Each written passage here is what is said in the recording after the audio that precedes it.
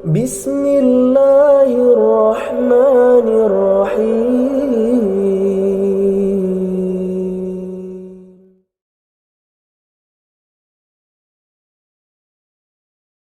Bismillahirrahmanirrahim. Assalamualaikum warahmatullahi wabarakatuh. Innal hamdalillah nahmaduhu wa nasta'inuhu wa nastaghfiruh wa na'udzu billahi min shururi anfusina wa min sayyiati a'malina.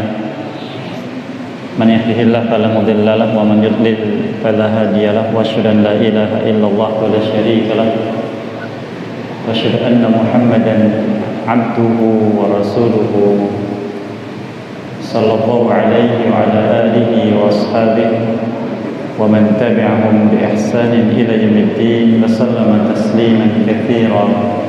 Amma ba'd. Ikhwani al-fudala rahimani wa iyyakum. Alhamdulillah, kembali pada malam ini kita mendapatkan karunia dari Allah Azza wa Jalla untuk bisa duduk kembali di majlis kita yang mulia ini, di masjid dari Masjid Allah Jalla wa Ala. Semoga apa yang kita lakukan memberikan kebaikan untuk kita sekalian, dibukakan pintu petunjuk dan mudahkan untuk bisa istiqomah di atasnya sampai kita berjumpa dengan Allah dalam keadaan demikian.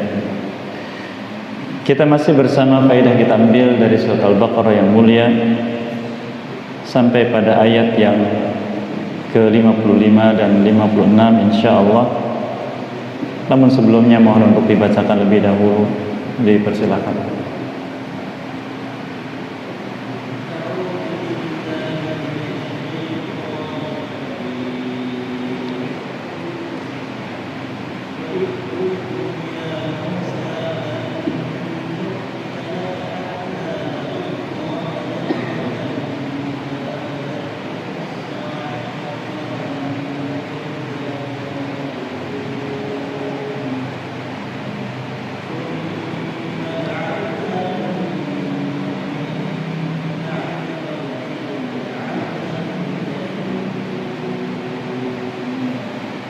Barakallahu fikum. Allah menyebutkan a'udzubillahi minasyaitonir rajim.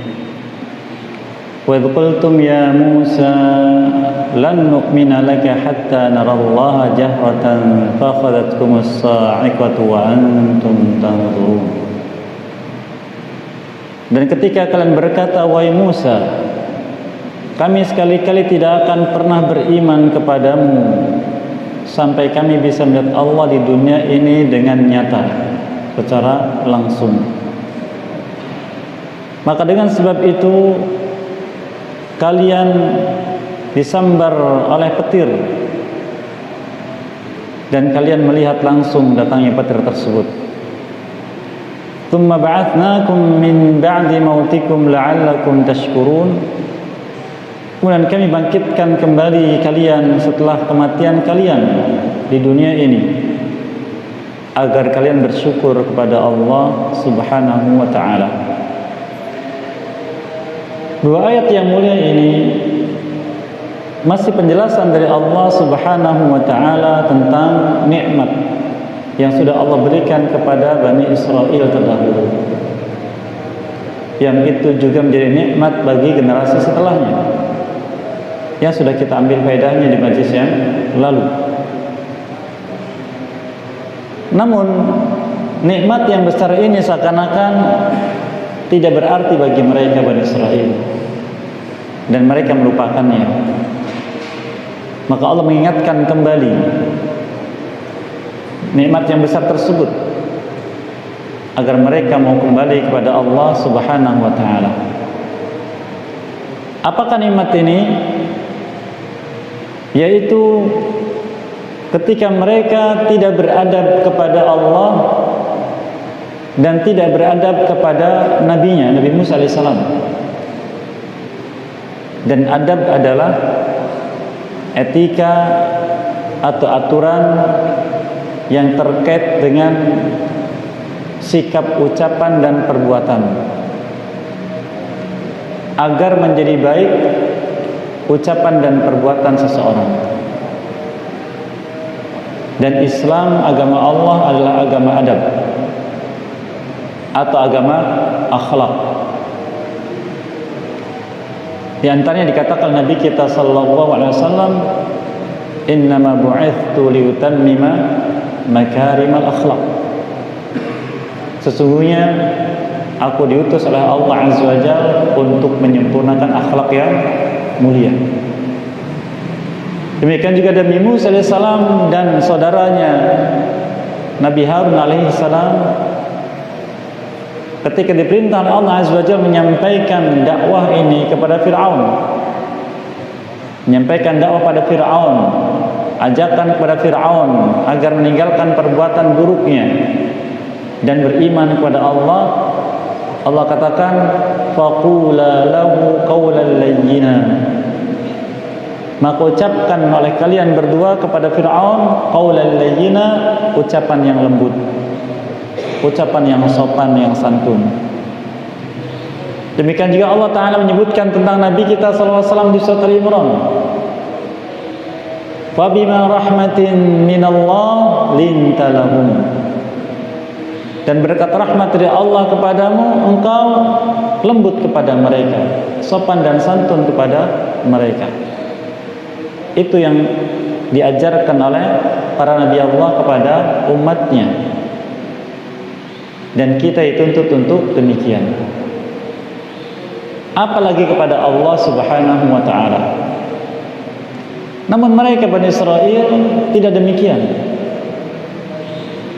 Maka Allah Azza wa Jalla menyebutkan kepada Bani Israel secara langsung keturunannya yang mendapati Nabi kita SAW diutus. Walaupun kejadian itu sudah terjadi sebelumnya pada zaman Nabi Musa AS, namun tabiat seperti itu dan sikap seperti itu turun temurun, berlanjut kepada keturunan setelahnya. Yaitu ketika mereka berkata kepada Nabi Musa AS, mereka mengatakan, ya Musa lan nu'mina lak, wahai Musa, kami tidak akan beriman kepadamu. Beriman yaitu yakin secara hati dengan penuh akan ajaranmu. Beriman yaitu taat dengan perintah dan laranganmu. Beriman yaitu mengikutimu dalam keadaan senang atau susah. Tidak akan kami lakukan dengan satu syarat. Dengan satu syarat, hatta narallaha jahra, sampai kami melihat Allah secara jahra, terang-terangan, nyata di muka bumi ini tanpa penghalang. Maka Allah katakan, fa'akhadhatkumus sa'iqah, maka dengan sebab itu kalian disambar oleh petir. Petir yaitu cahaya yang sangat kuat disertai dengan suara yang menggelegar. Maka siapapun yang tersambar petir pasti akan mati. Dan itu bagian dari azab Allah Azza wa Jalla. Wa antum tanzurun, dan kalian lihat langsung petir itu menyambar kalian. Dalam ayat yang mulai ini ada beberapa faedah yang bisa kita ambil. Di antaranya yang pertama, Bani Israel terdahulu yang sudah disebutkan tadi tidak punya adab kepada Nabi Allah Musa alaihissalam. Oleh karenanya para sahabat Nabi SAW, mereka ketika memanggil Nabi SAW tidak dengan ya Muhammad, tidak, tapi dengan sebutan ya Nabi Allah atau ya Rasulullah. Karena Allah Azza wa Jalla melarang hal tersebut, sebagaimana yang Allah sebutkan dalam firman-Nya tentang hal tersebut. Kita dilarang untuk memanggil beliau dengan namanya, karena kemuliaan dari Nabi Sallallahu Alaihi Wasallam. Oleh karenanya Allah Azza wa Jalla mengajari hamba-hambanya agar beradab, diturunkan dalam satu surat penuh, yaitu surat Al-Hujurat. Surat Al-Hujurat, dari awal surat sampai akhir surat semuanya tentang adab. Bahkan Allah di awal surat menyebutkan dengan seruan ya ayyuhalladzina amanu, wahai orang-orang yang beriman. Wahai orang-orang yang beriman. Dijelaskan oleh Allah Azza wa Jalla bahwa orang yang beriman harus memiliki adab.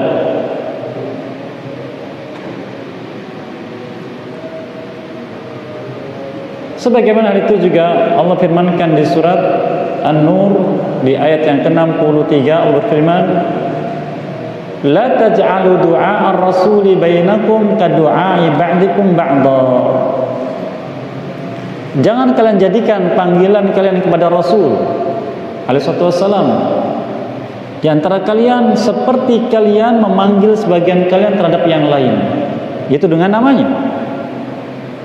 Dengan namanya. Oleh karena orang Arab dahulu untuk menghormati orang lain tidak menyebut dengan namanya. Kalau tidak dengan derajat di masyarakat, maka disebut dengan laqab.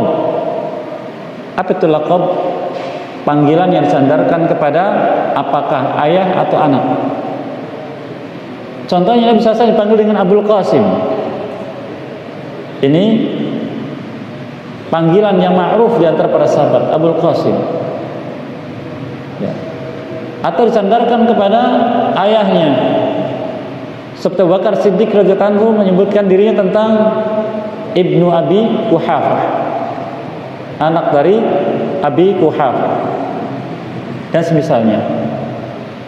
Oleh karena apabila kita mendapati ada orang yang mulia di sini dari sisi keagamaan, apakah orang alim atau semisalnya, maka kita memanggilnya dengan sebutan keilmuannya atau sebutan derajat yang ada di masyarakat. Tidak menyebutkan hanya namanya. Apakah dia lebih tua dari kita atau lebih rendah usianya? Sebagai bentuk penghormatan kepada mereka. Dan ini di antara bentuk adab yang diwariskan oleh pendahulu kita seperti itu. Namun mereka tidak. Mereka memanggil Nabi Allah dengan namanya, ya Musa. Kemudian mereka terang-terangan mengatakan tentang penolakan mereka untuk beriman, padahal mereka sudah diselamatkan oleh Allah dari Fir'aun. Ya, mereka sudah dibebaskan dari kekejaman Fir'aun, diselamatkan dari badai atau ombak yang besar dan semisalnya. Mereka mengatakan lan nu'mina lak, lafadz lan lil abad, untuk selamanya. Dan ini tidak pernah terjadi pada para sahabat Nabi sallallahu alaihi wasallam. Mereka diambil pelajaran dari sini bahwa beriman dengan syarat bukan perkara yang baik. Karena beriman kewajiban kita. Beriman kewajiban setiap hamba yang menjadi tuntutan dari Allah Subhanahu wa taala. Oleh karena perkara terpenting dalam hidup kita ini adalah selalu mantau iman kita.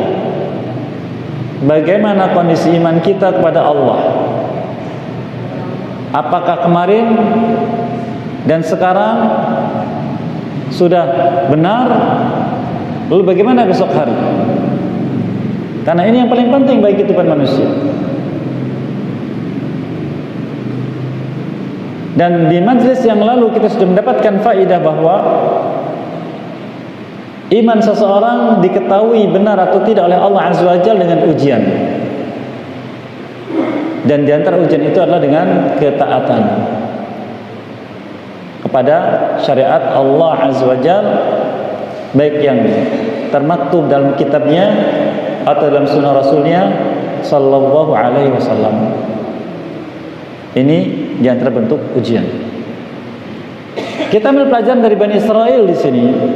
Mereka terang-terang mengatakan lan nu'mina lak, kami tidak akan pernah beriman kepadamu. Tidak akan pernah membenarkan dalam hati, tidak akan pernah yakin akan kebenaran apa yang kau bawa, tidak akan pernah kami akan ikut kepadamu, dan tidak akan pernah kami taat dengan apa yang kau perintahkan atau kau larang. Sehingga kita dapati banyaknya penyimpangan dan penyelewengan dari perintah yang disampaikan oleh Nabi Allah Musa alaihissalam kepada mereka. Yang nanti di antara contohnya akan disebutkan insyaallah tentang perintah menyembelih seekor sapi betina di ayat-ayat setelah ini insyaallah taala. Mereka berikan syarat hatta narallah jahrah, sampai kami melihat Allah dengan nyata terang-terangan. Ini pun pernah dilakukan oleh Nabi Musa alaihissalam kepada Allah Azza wa Jalla.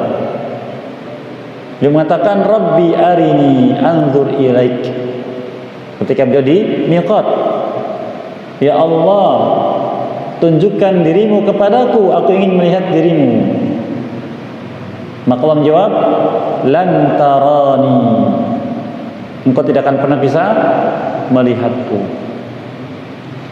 Masalah ru'yatullah, melihat Allah subhanahu wa ta'ala, dalam keyakinan Ahlus Sunnah wal Jamaah sesuai dengan ayat-ayat tadi bahwa innallaha la yura fid dunya, Allah tidak akan pernah dilihat di dunia ini, baik dalam keadaan sadar atau dalam keadaan bermimpi.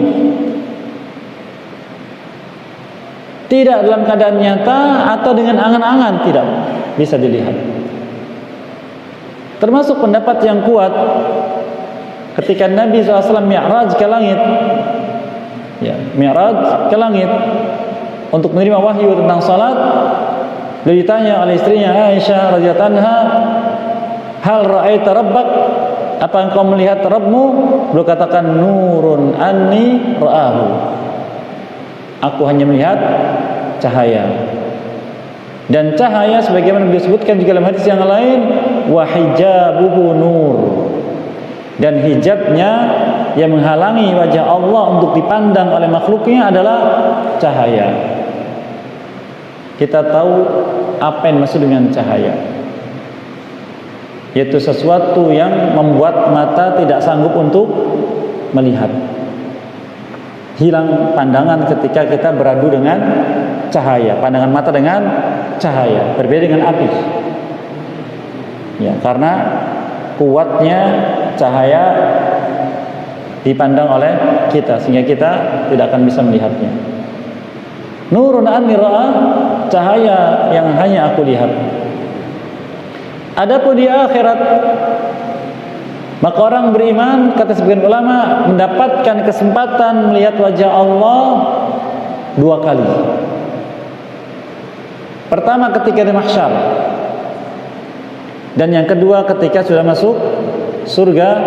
Semoga Allah Azza wa Jalla berikan kita kemudahan untuk bisa menjadi ahli surga dan bisa melihat wajah Allah Jalla wa Ala.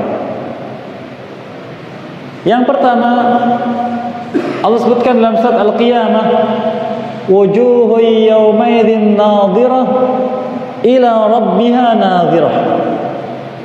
Pada hari itu wajah manusia yang beriman, wajah mereka berseri-seri, menunjukkan rasa senang dan bahagia. Mengapa demikian? Allah katakan ila rabbiha nadhirah, karena mereka melihat wajah Rabb mereka.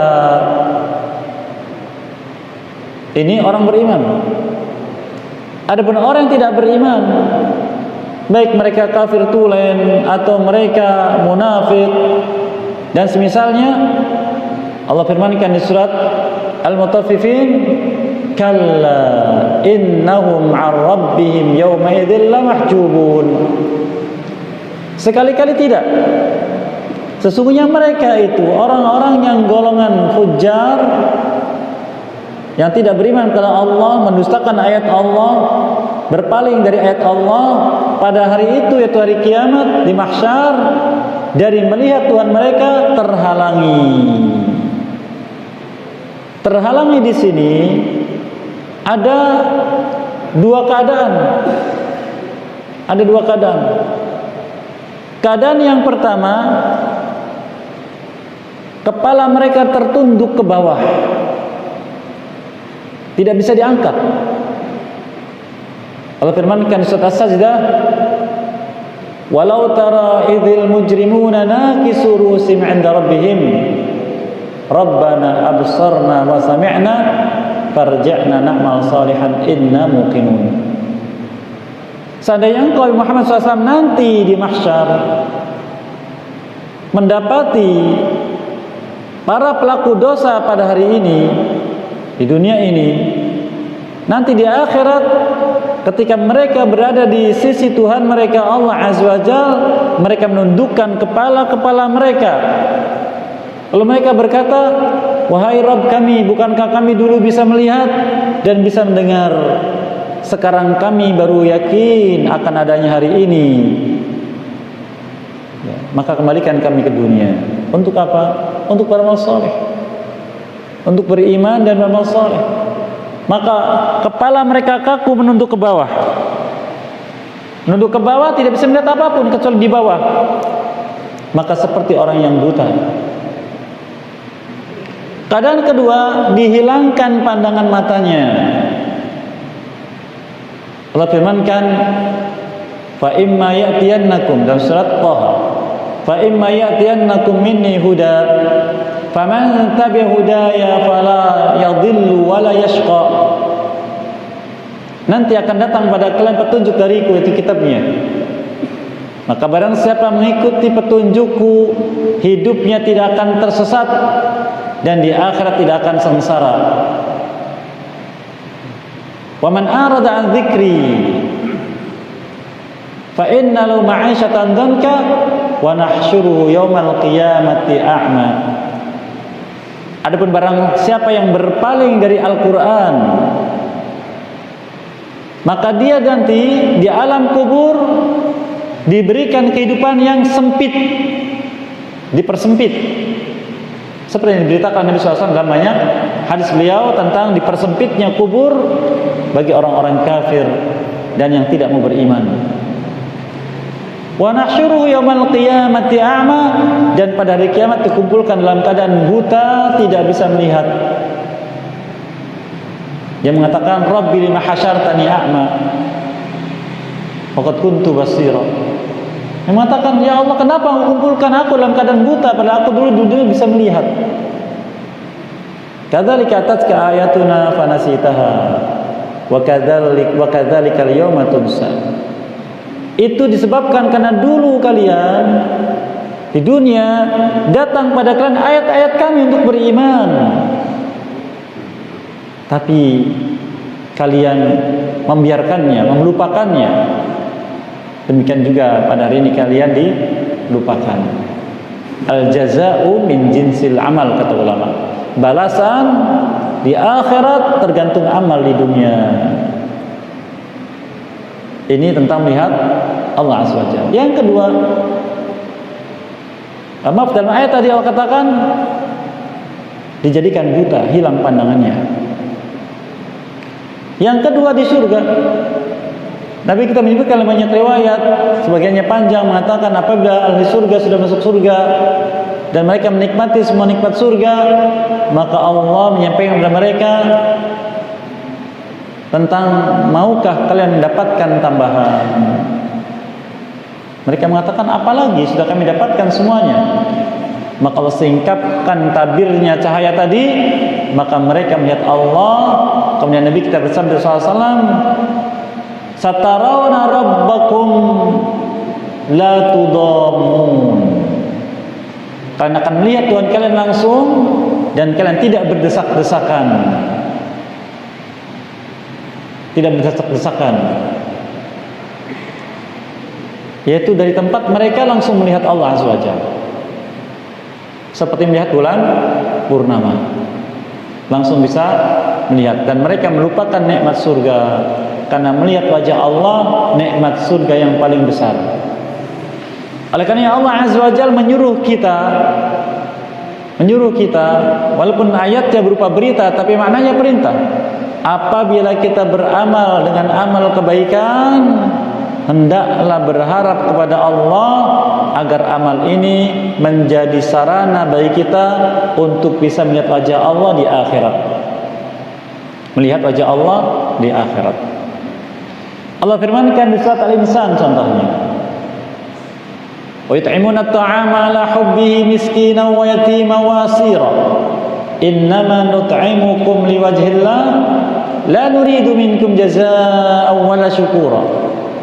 Mereka orang beriman ini ketika hidup di dunia, di antara amal yang sering mereka lakukan adalah memberi makan orang lain dengan makanan yang mereka suka. Bukan makanan bekas, makanan sisa. Memang mereka sediakan, mereka suka untuk makan, mereka berbagi.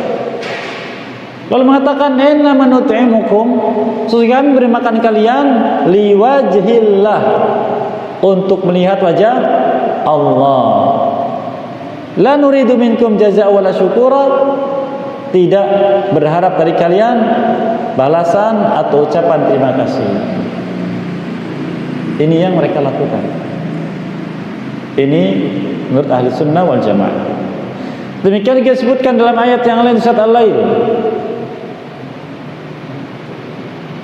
wa sayujannabul atqa alladhi yu'ti malahu yatazakka wa ma li ahadin 'indahu min ni'matin tujza illa ibtigha'a wajhi rabbihil a'la wa la sawfa yarda. Maka akan kami jauhkan dari azab api neraka orang-orang yang bertakwa dengan berbagai macam tingkatannya.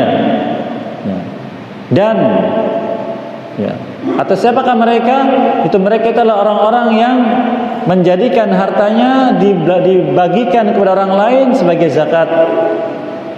Dan tidak seorang pun yang ketika di dunia dilimpahkan harta, kemudian di akhirat diberikan pahala yang berlimpah, melainkan mereka itu ketika di dunia beramal seperti tadi, lalu mengatakan,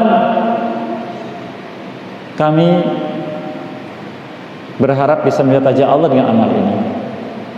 Illa ibtigha'a wajhi rabbil a'la, melainkan mereka berharap bisa melihat wajah Allah yang maha tinggi. Apa kata Allah? Wala saufa yarda, maka dengan itu Allah akan ridha pada mereka. Namun orang-orang yang memahami ayat-ayat tadi dengan akal, kemudian menarik-narik ayat dengan takwil, yaitu pemahaman yang ditarik-tarik, mengatakan bahwa Allah berfirman lan tarani, dipotong ayatnya sampai di sini, engkau tidak akan bisa melihatku. Tanpa melihat ayat-ayat tadi mengatakan Allah tidak akan bisa dilihat oleh hambanya di dunia dan juga di akhirat. Ini pendapatnya orang-orang Mu'tazilah yang memahami Quran hanya dengan akal, tidak disinkronkan dengan ayat yang lain, dan tidak melihat hadis Nabi SAW yang sahih. Bahkan mereka menganggap apabila ada hadis yang sahih yang ternyata maksudnya berbeda dengan Quran, menurut mereka maka ditolak. Hadis ini dhaif. Hadis ini dhaif. Itulah metode Mu'tazilah dalam menilai dalil. Karena patokannya akal. Kemudian juga ditentang oleh ahli kalam. Intinya mereka sama. Apa itu? Menolak Allah punya sifat zat. Karena wajah sifat zat. Semua yang Allah sebutkan dalam kitabnya, ayat-ayat yang menyebutkan sifat zatnya Allah, mereka tolak. Baik itu Mu'tazilah atau juga pecahannya yaitu ahli kalam. Dari Asy'ariyah, Maturidiyah, Ulabiyah dan yang lainnya, banyak sekali. Dan mereka mentakwil, yaitu menyimpangkan makna. Namun mereka tidak bisa berkutik ketika berjumpa dengan ayat-ayat yang menegaskan Allah punya wajah, Allah punya tangan dan sebagainya. Oleh karena kita lihat di terjemah Quran yang ada, silakan terjemah Quran itu acuannya adalah tafsir Jalalain. Kenal nama tafsir ini Bapak Ibu? Tafsir Jalalain ini diantara penulisnya dua orang bernama Jalaluddin.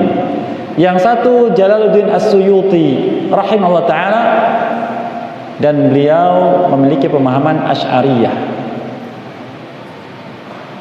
Asy'ariyah yaitu melakukan takwil terhadap sifat zat Allah, mengatakan bahwa bila Allah menyebutkan sifat wajah, itu maksudnya adalah kehendak untuk ridha pada hambanya. Oleh karena kita lihat terjemah Quran, contohnya dua ayat yang kita sebutkan tadi di surat Al-Insan dan surat Al-Lail. Ketika menerjemahkan tentang illa tigha'a wajhi rabbil a'la, kecuali berharap untuk melihat wajah Allah zat yang maha tinggi, mereka mengatakan kecuali berharap keridhaan Allah yang maha tinggi. Disimpangkan kepada keridhaan, bukan kepada makna sebenarnya. Itu takwil. Tapi ketika berhadapan dengan surat Ar-Rahman, Allah Jalla wa'ala mengatakan kullu man 'alaiha fan. Apapun yang ada di muka bumi ini akan binasa, hancur. Wa yabqa wajhu rabbika dzul jalali wal ikram. Dan akan tetap kekal wajah Tuhanmu pemilik kemuliaan. Tidak bisa mereka menyimpangkan makna, harus mengakui. Ulama tafsir mengatakan, apabila kita mendapati lafaz, ini sedikit faedah, mendapatkan lafaz seperti tadi, ini menunjukkan tiga petunjuk, tiga makna yang ditunjukkan. Dan yang utama didahulukan makna yang asalnya sesuai dengan makna bahasanya. Seperti wajah, ya wajah. Seperti itu dan semisalnya.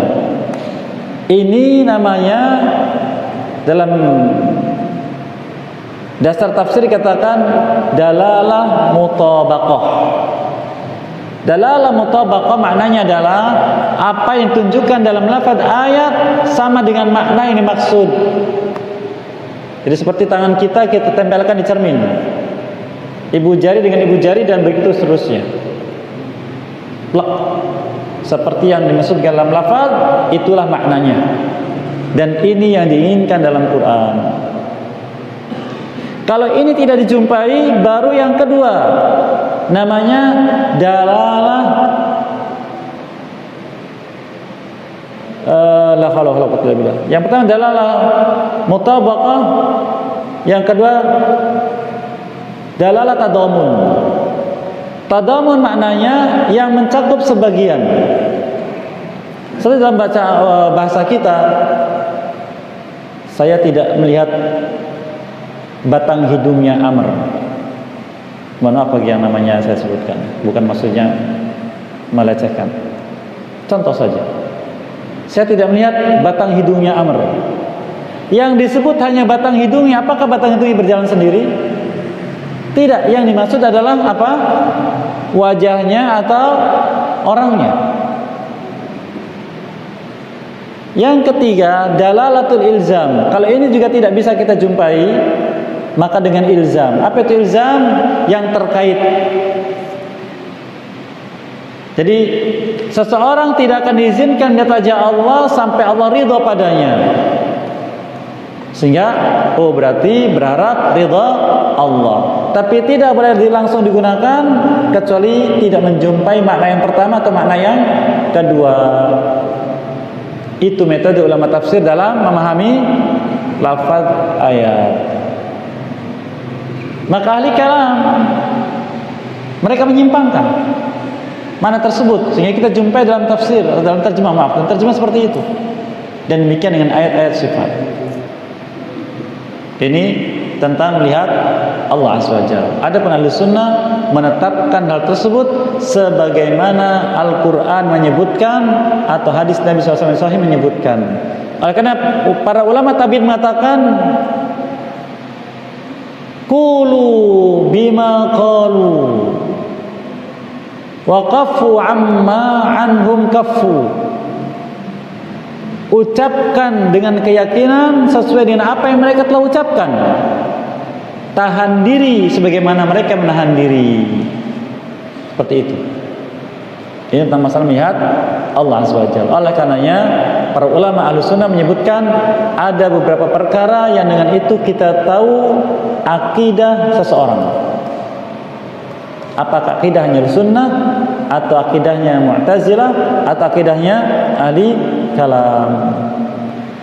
Namun menyebar sekarang ini dakwahan bahwa Ahlussunnah itu apabila akidahnya adalah ahli akidah apa itu? Asy'ariyah.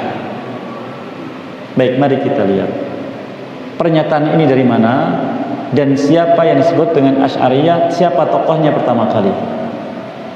Kapan beliau hidup? Ternyata Abu Hasan Al-Asy'ari rahimahullah taala hidup sekitar tahun 300 atau 400-an Hijriah. Lalu sebelum beliau bagaimana akidahnya? Tidak kenal karena belum lahir. Bagaimana Islamnya? Bagaimana akidahnya?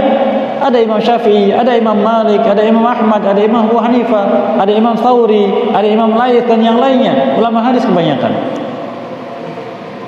Bahkan Imam Bukhari dan Muslim. Bagaimana? Lalu bagaimana dengan para sahabat Nabi SAW yang tidak kenal sama sekali? Bahkan kakeknya sendiri, sahabat yang mulia Abu Musa Al-Asy'ari radhiyallahu anhu yang termasuk ulamanya sahabat, khususnya dalam bidang qiraah Quran, beliau pun akidahnya tidak seperti itu. Ini dari mana? Ini sebagai catatan.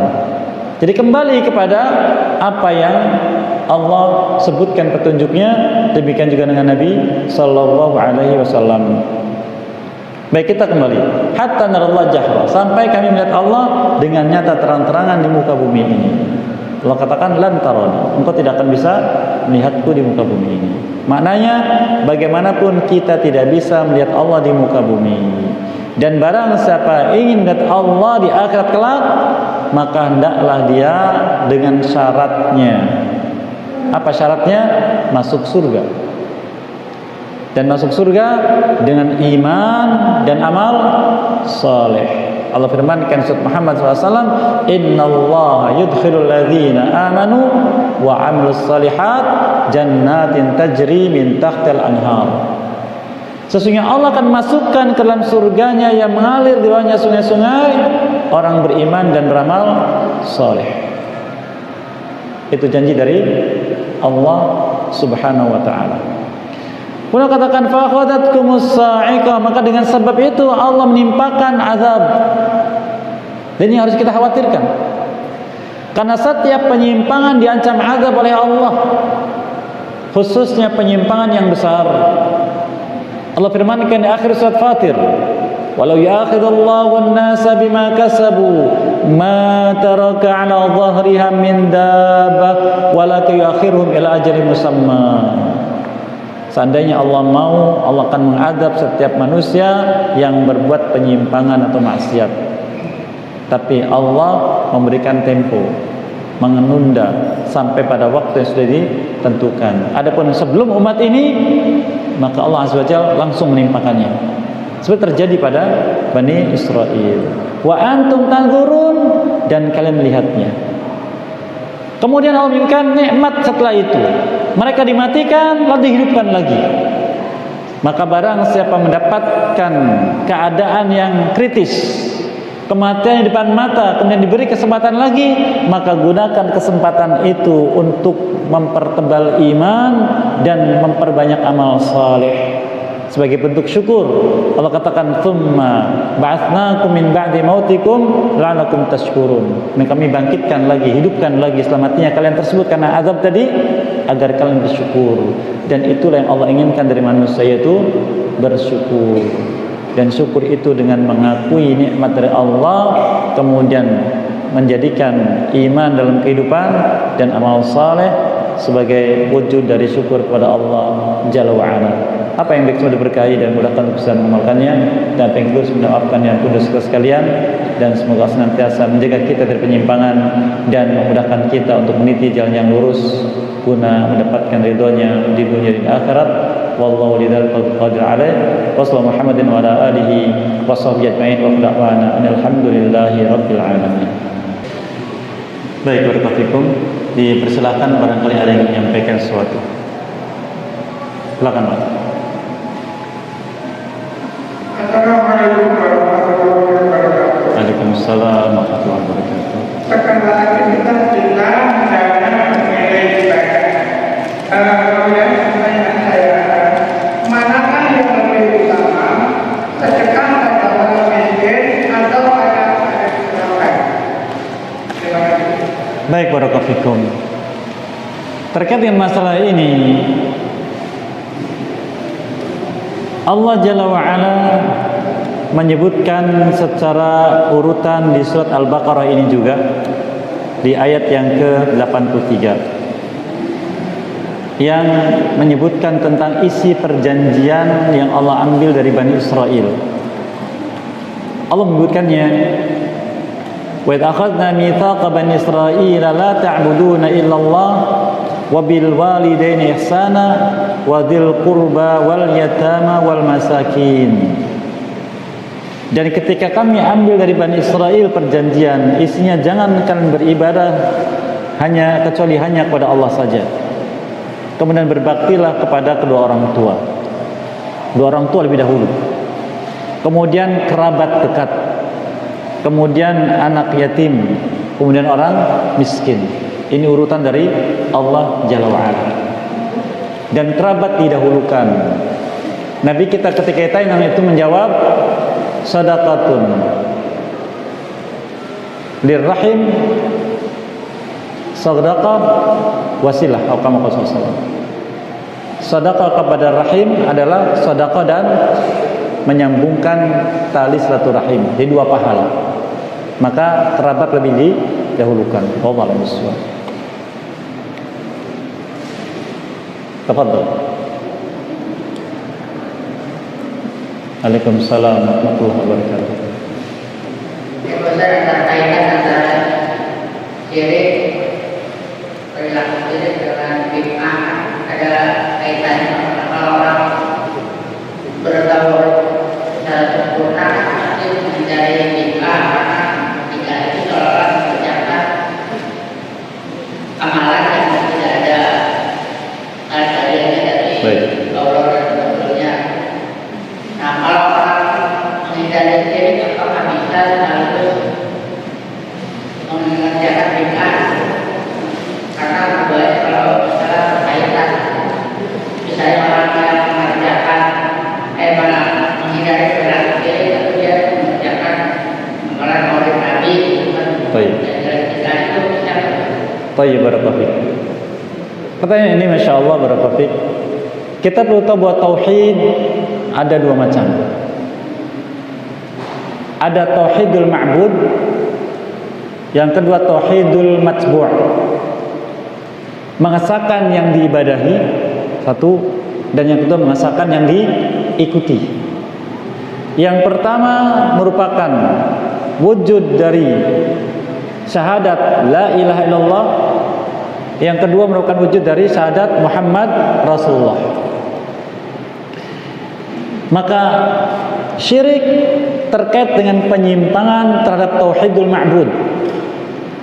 Adapun bid'ah penyimpangan terhadap tauhid al-matbu'. Apakah bisa terkait? Bisa. Tergantung keadaan. Karena bid'ah ada tiga macam. Bid'ah kufriyah. Ya. Maaf, dua macam. Bid'ah kufriyah. Pertama bid'ah yang pelakunya sampai pada kekufuran. Dan yang kedua bid'ah yang tidak sampai pada kekufuran, tapi masuk dosa besar. Maka contohnya bid'ah yang dilakukan oleh gulat sufiyah. Gulat sufiyah arti orang sufiyah sudah melampaui batas.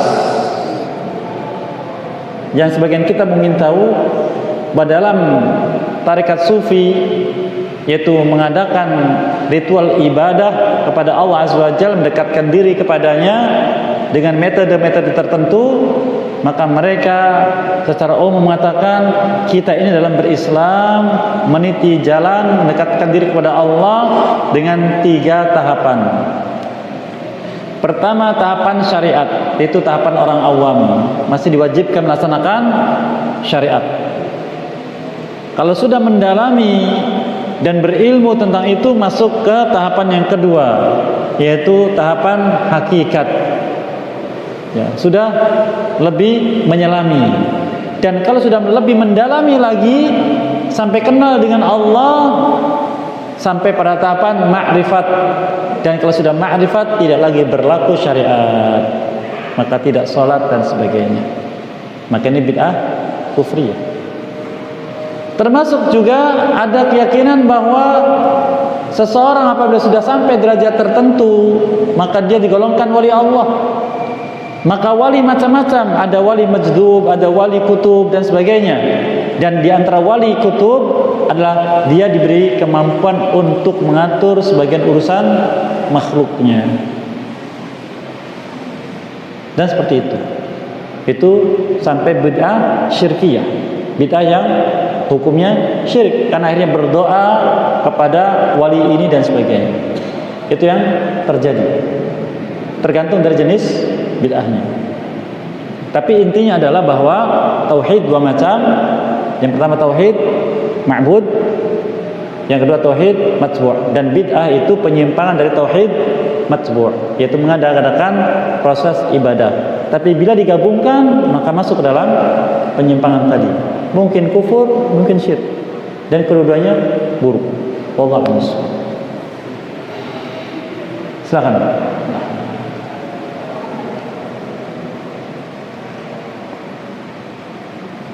Assalamualaikum warahmatullahi wabarakatuh. Waalaikumsalam.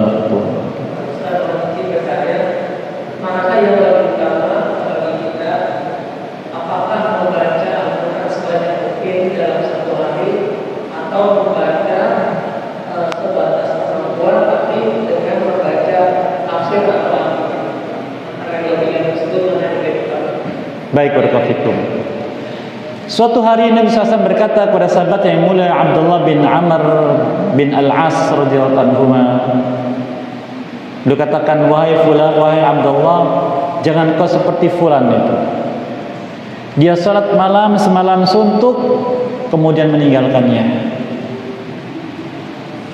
Apa maksudnya? Maksudnya adalah jangan kita emosi untuk ibadah sebanyak-banyaknya, kemudian setelah itu meninggalkannya. Jangan. Maka Nabi kita menyebutkan sallallahu alaihi wasallam, beliau katakan, inna ahabbal a'mali ilallah adwamuha wa in qalla. Sesungguhnya amal yang Allah sukai dari hambanya adalah yang rutin, terus menerus, walau sedikit. Walau sedikit, tapi rutin. Sehingga kalau sedikit rutin timbul kerinduan, timbul rasa suka, sehingga ketika tidak sempat kehilangan. Maka silakan, kita punya target misalkan 1 bulan khatam. Kalau kita harus sehari sekian 1 juz, sebulan khatam 1 juz, terasa berat tidak? Yang belum biasa mungkin 2 jam baru selesai 2 juz. Yang sudah biasa setengah jam mungkin selesai 1 juz. Maka bagaimana untuk bisa merealisasikannya? Maka ibadah itu tidak hanya mengedepankan semangat, kemampuan, tidak, tapi juga dengan siasat. Apa itu siasat? Trik dan apa istilahnya itu, dengan menganggedakan. Contohnya saya punya target sehari 1 juz. Maka silakan ambil waktu-waktu luang seperti menunggu sholat, setelah sholat 5 waktu. 5 waktu 1 juz 20 halaman Quran Madinah. Berarti 20 dibagi 5 berapa? Sekali sholat 4 halaman. 2 halaman sebelum sholat, 2 halaman setelah sholat. Ringan atau berat? Ringan. 1 halaman kalau kita coba 2 menit atau maksimal 3 menit, maka 5 menit dapat 2 halaman, maka 10 menit kita dapat 4 halaman. Ringan sekali. Maka itu rutin. Kemudian juga yang kedua, bagus juga ketika kita mengkhususkan waktu membaca dengan tafsirnya. Kalau saya anjurkan jangan terjemah Quran. Mengapa? Karena kalau kita baca terjemah Quran, kita akan bingung. Betul tidak? Baca, iya betul, bacanya bisa, tapi ngertinya tidak. Maka baca tafsir ringkas. Ada tafsir ringkas, silahkan di terjemahan ada. Tafsir muyassar, tafsir ringkas itu sudah diterjemahkan. Sehingga kita mengerti, oh ayat ini maksudnya begini, petunjuknya ini. Sehingga kita mendapatkan tambahan ilmu. Ada kata sebagian ulama dikatakan, apabila kita melewati satu ayat, kemudian dengan ayat yang satu ayat tadi yang kita baca bertambah ilmu, bertambah iman, dan bertambah amal, maka berarti kita paham tafsir Quran. Begitu. Wallahu a'lam. Saya demikian, sekali lagi mohon maaf atas kesalahan dan kekurangan, semoga maafkan kita dan saudara sekalian. Wallahu lidzalika qadar alaih wa sallallahu Muhammadin wa ala alihi wa sahbihi ajmain wa da'wana alhamdulillahirabbil alamin. Assalamualaikum warahmatullahi wabarakatuh.